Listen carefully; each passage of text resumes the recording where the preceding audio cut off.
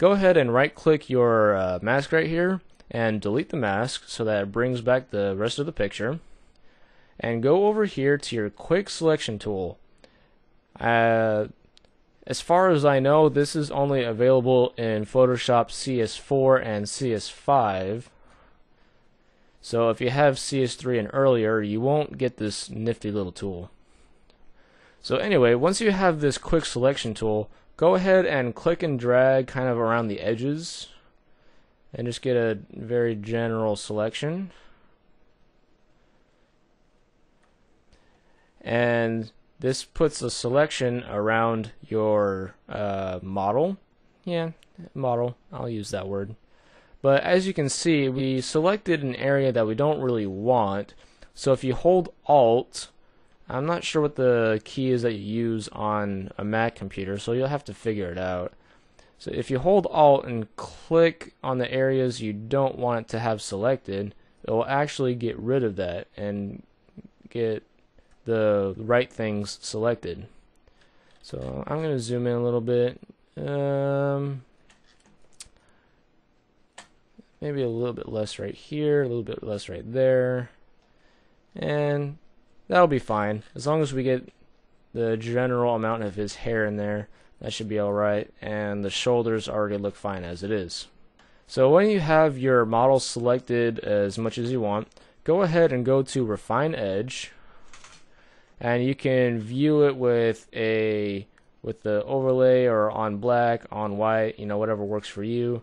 But since he has a white t-shirt, I'm going to go ahead and do it on black, because that just looks weird too. And we'll close that back up. Before you do any tweaking, make sure you go to the output too and make it a new layer with layer mask, because that's kind of what we're learning here, and it makes it helpful to edit later. So anyway, you can see that you got this really choppy edge going on here. So what you want to do, oops, I accidentally, there. What you want to do is click and drag on the edges, and that pretty much tells Photoshop, hey, this is an edge and you kind of effed up. Go back and redo this so that it looks better. And you know, Photoshop, being the humble servant that it is, says okay, and goes and does the work for you. So we did that side of the hair, and then we're going to do this side of the hair as well.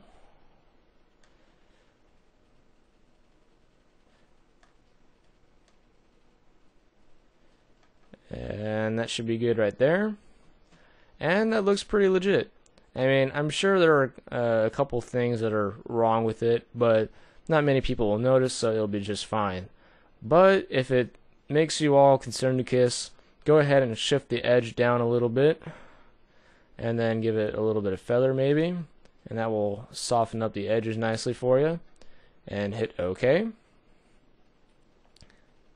And as you can see, it duplicated our original image and it added this mask to it so that we see the white layer that's below it where everything is black. And I'm sure that along the edges there's a lot of grays to make it kind of see-through. Like right here, that's probably a lot of gray.